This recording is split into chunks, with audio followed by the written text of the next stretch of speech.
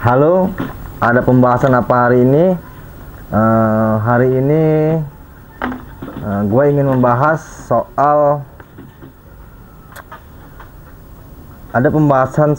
gini. Apa sih tujuan atau pembangunan di kota Bandar Lampung ini menuju kemana? Pembangunan di Bandar Lampung ini menuju kemana? Apakah ke kota pendidikan ataukah ke kota kebudayaan seperti Yogyakarta, atau menuju ke kota modern? Secara pribadi saya sendiri menilai bahwa kota Bandar Lampung ini belum memiliki tujuan yang jelas mau kemana. Pembangunannya hanya menurut saya pribadi, ini pembangunannya hanya berdasarkan estetika, hanya berdasarkan keinginan seorang pemimpin, terlepas dari pemimpinnya siapa, periodenya siapa. Oke, di era Herman HN ada terobosan membangun flyover untuk mengurai kemacetan. Meskipun kemacetan itu sendiri sampai sekarang belum tuntas mengurai kemacetan.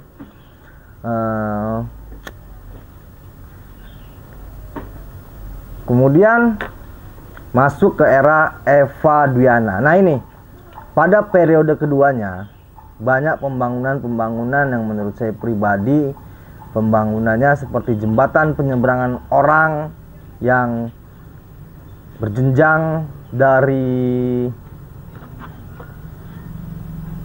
kantor Pemkot Bandar Lampung menuju Masjid Agung Al-Furqon. Itu sangat buang-buang anggaran yang puluhan miliar, kalau nggak salah sampai 20 miliar, yang awalnya 12 miliar kalau nggak salah, bisa dicek di berita, itu menjadi 20 miliaran. Nah, itu sendiri menurut saya adalah pembangunan yang secara estetika oke, tapi tidak terlalu oke juga, karena dari segi modernitas, dari segi arsitektur itu belum tampak mewah untuk kota Bandar Lampung. Padahal secara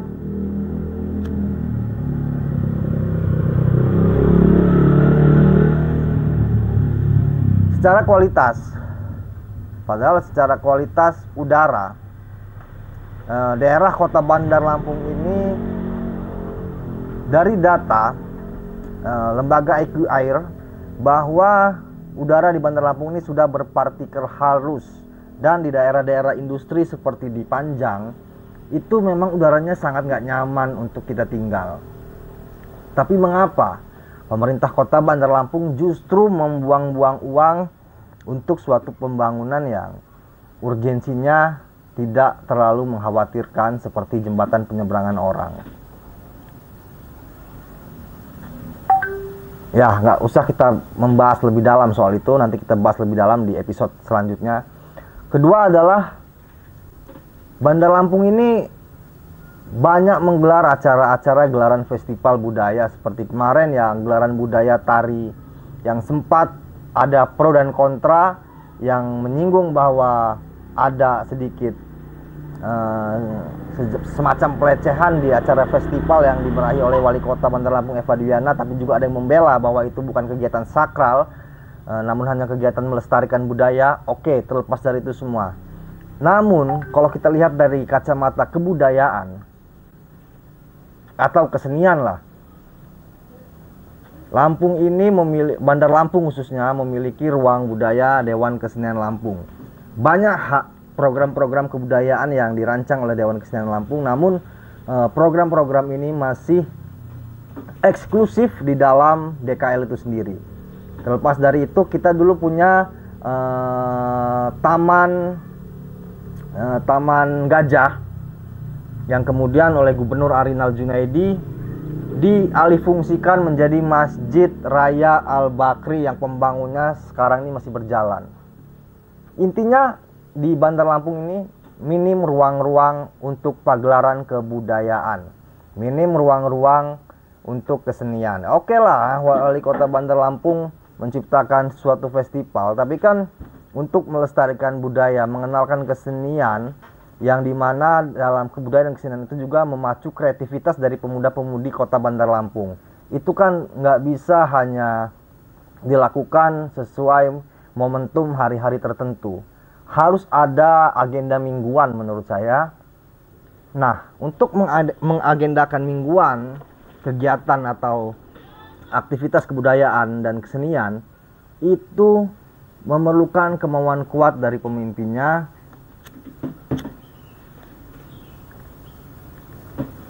Intinya pemimpin kota Bandar Lampung harus menciptakan ruang mingguan bagi pagelaran kebudayaan dan kesenian sehingga tidak lagi terjadi pro dan kontra di dalam kebudayaan dan kesenian di kota Bandar Lampung ini. Karena memang kesenian dan kebudayaan yang ada di zaman-zaman dahulu di nenek moyang Lampung, di Bandar Lampung ketika dipagelarkan, difestivalkan, tidak lagi menjadi suatu pro kontra, kontroversi publik, karena memang di acara mingguannya, di kegiatan mingguannya itu sudah dikenalkan, masyarakat sudah tahu kebudayaan dan kesenian itu tidak lagi menjadi konsumsi eksklusif masyarakat, harus ke Dewan Kesenian, enggak.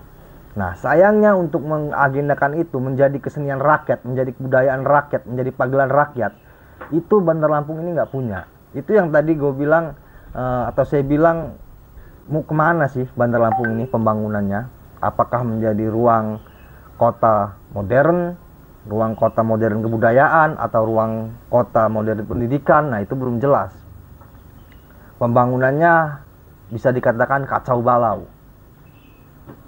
Mana wali kota hendak membangun jembatan gantung untuk wisata. Nah, itu kan pembangunan-pembangunan seperti itu kan harusnya disesuaikan dengan kebutuhan kita.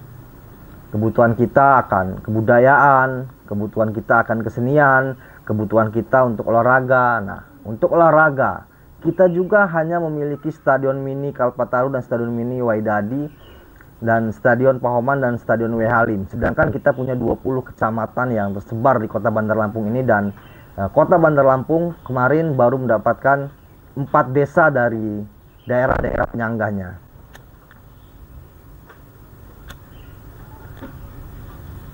Dengan tadi di depan kita sudah menyebut bahwa lembaga IQR merilis data bahwa kota Bandar Lampung ini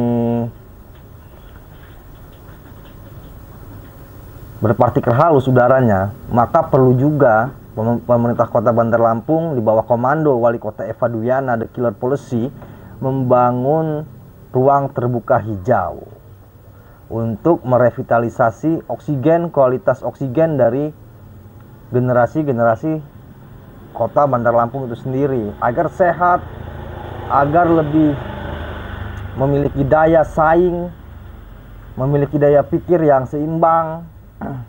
Kita tahu bersama Bung Karno, Bung Hatta, dan lain sebagainya, mengapa memiliki pemikiran-pemikiran brilian, karena mereka kerap merenungi negara di sebuah kawasan yang asri, bukan kawasan yang tercemar asap industri maupun asap hilirisasi maupun asap juga dari kendaraan bermotor. Sekian dari gua, itu tadi pembahasan kita di kota Bandar Lampung.